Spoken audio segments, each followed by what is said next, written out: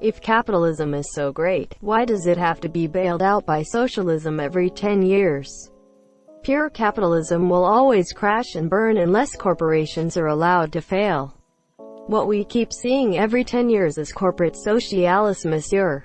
That's a slight oversimplification. Because, just the same as there's no truly socialist system anywhere, there's no true capitalism either.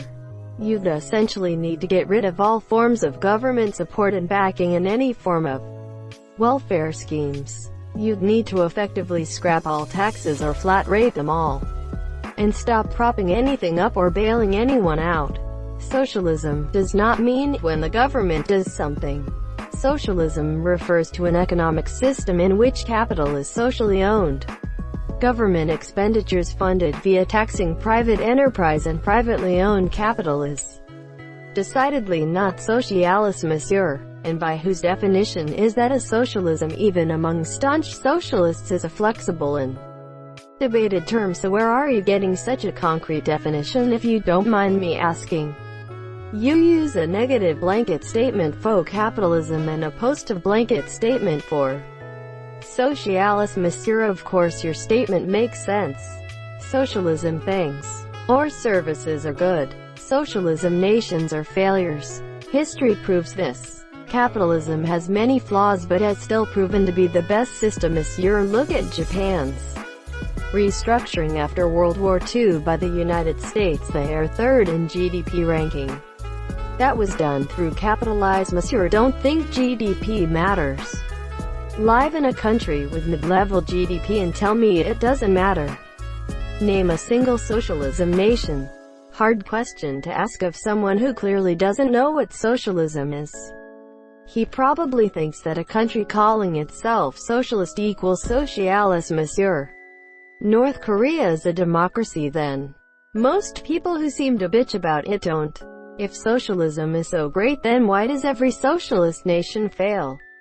Would you ever wear a band-aid before you got injured? Just because something can help in times of crisis doesn't mean it's desirable or sustainable. Having 1% of people owning 99% of wealth is desirable? That 1% contributes a percentage to the GDP. Without that 1%, our corporations would fall, resulting in the desolation of government and economics. That 1% employs and creates millions of jobs, directly or indirectly, again contributing towards the economy. I admit, as a human, I am jealous of their wealth. It's not a bad thing, admit. But this is how it must be, and this is how it has been. To protect the sheep, you gotta catch the wolf. And it takes a wolf to catch a wolf. They're nationalizing industries. Which ones? I don't understand what you think socialism is, but this premise doesn't match reality. How exactly does QE by the Federal Reserve equal socialism? The fact that major banks and corporations have to get bailed out every so often is not an indictment on capitalism, monsieur, and true free market capitalism. If the banks and corporations did not have the ability to get bailed out, you'd see other competitors thrive. And you'd see these companies act and behave differently. They often make decisions that hurt them based on the reality, knowing that they have this enormous safety net from the government. So using the bailouts as an example that capitalism doesn't work is a flawed premise. Because capitalism is only interested in the short term, monsieur. Planning for the long term is often disadvantageous or disincentivized by the market. I know where OP is coming from, and we probably vote the same way. But please be intellectually honest, the current bailouts aren't a bailout of capitalism, monsieur. They're a bailout of the entire economy. If the world had been entirely socialistic, these bailouts would be socialism bailing out socialism, monsieur. We can have this conversation about capitalism in reference to 2008 or 1929, etc. But the current situation is the result of a virus. And viruses don't have a political affiliation. Because the best systems uses ideas from both. Took too long to find this. Pure capitalism has loads of externalities. And needs good government regulation to properly price and control those. And also government support for social programs to ameliorate the impacts of the inequalities. created by capitalism, monsieur. See, that's not so hard. Okay, just because American political education is so goddamn deficient. I'll say it again. Socialism and government intervention are not the same thing. Because every 10 years we introduce socialism to it. If competitive firms were allowed to fail, as basically every serious economist will tell you, we would have a much more stable economy in the long term, monsieur. Yup, the market will correct itself. Bailing companies out is the problem, and that is not capitalism, monsieur. In real capitalism, businesses should be allowed to fail. It teaches people not to mismanage their businesses. If you mismanage, you go under. Then someone else will come along and buy your business and hopefully will manage it better. A free market will always correct itself. More competition, less regulations, and no government bailouts. 'Cause America is a corporatocracy. It's not being bailed out by socialism, monsieur. If it wasn't for capitalism, we wouldn't be in a place to help now. If we went to full-blown socialism, we would be starving like every other country to do it. Socialism does not work, proven time and time again. It doesn't. That's why our system is so broken. We should not save any business that is failing. Capitalism is because it's the only self-cleaning economic system. Bad and/or outdated business model go down. When you bail them out, you artificially keep rotten apples in the basket. This is really bad for the economic digestive system, monsieur.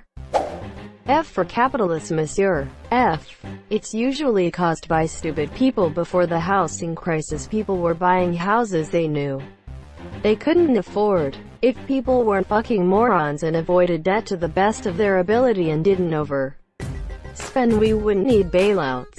Edit.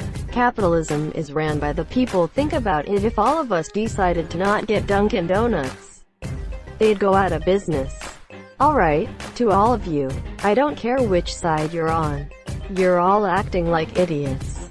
In post-monarchy times, all governments fail or undergo major changes regularly.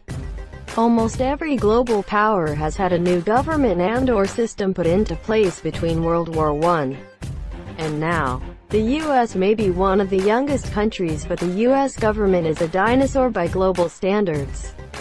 So talk about socialism and capitalism all you want. A bigger part of why systems fail is age and inability to adapt to a changing world. This isn't pure capitalism. It's socialism for the rich and capitalism for the poor. AKA the rich gets richer and the poor stays poor. Capitalism is just socialism for the rich. It doesn't. When corporations ask for money and they get it, what do you think they are going to keep doing? You just stole this tweet, and I doubt you have any idea what it means beyond sounding clever. There's no actual competent argument here, and that's coming from someone vehemently anti-capitalist. We don't need dumb, gotcha shit like this on our side. I remembered it from somewhere and was curious to see what Reddit would say about it. Yes, it's an oversimplified statement for such a complex issue, but thought nothing wrong of opening up a discussion to see other points of view. We haven't had anything close to pure capitalism for approximately 100 years. The problems we have been seeing since are almost always created by one dumb government policy or another, because neither one of them can take care of society. Socialism is OBV unrealistic, but capitalism destroys the planet and usually works out for a few rock people, leaving others behind. Visible in statistics that show how the economy is growing, but only the income of huge business owners is rising. However, I believe in degrowth, an economy system not based on growth of the economy paired with unconditional basic income, because the people who own the politicians don't want to lose money. 1. It isn't bailed out by socialism. 2. It's only because of the wealth generated by a capitalist economy we can bail out companies. 3. We probably shouldn't bail companies out. 4. Socialism always leads to systematic poverty. 5. Properly measured capitalism leads to advancements in living standards unmatched anywhere else in the world. To be fair, the economy was pretty solid and booming.